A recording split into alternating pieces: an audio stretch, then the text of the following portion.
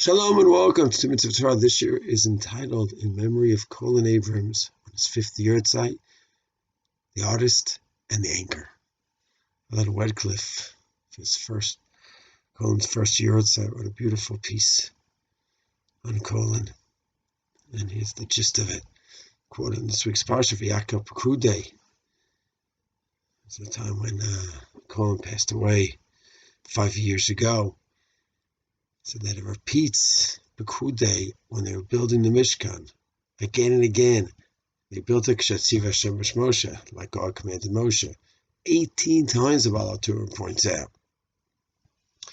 So Alan wrote that there's a very beautiful concept. Everyone, of course, has to follow God's will. So very nice that when they built the Mishkan, they built it according to detail, like God commanded. The compliment is, we're talking about Betzalel Aliyah, artists.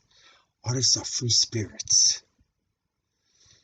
They look at things differently, act differently, they're creative. That's very, very beautiful. But there's a big danger in that spirit, where you could go ahead and your creative spirit, where you want to look and appear and act, and may not be in line with the halacha and the details that Hashem commands. To combine those two, that's a great art.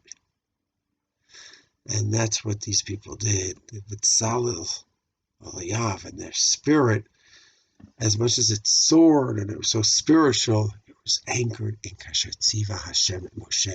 They had that beautiful synthesis where they harnessed their creativity. They didn't close it, stomp on it. That's not what we want. We want to harness it. And that's what they did. Alan wrote that was Colin Abrams. Yeah, that spirit, and because he is the artwork and the photographies of the African bush, and even the way he cut the meat up was artistic, but he was anchored as well in halacha. Everything was measured precisely, not to be 1 milligram to short change the claim, 1 milligram and how much meat was sold. He would always veer to the side of caution. He wouldn't even include the packaging in the measurements. And as he became more connected to the Masorah, more learned about halacha with precision. So he was an artist and he was an anchor. And we have to always remember this great giant that we had in our community.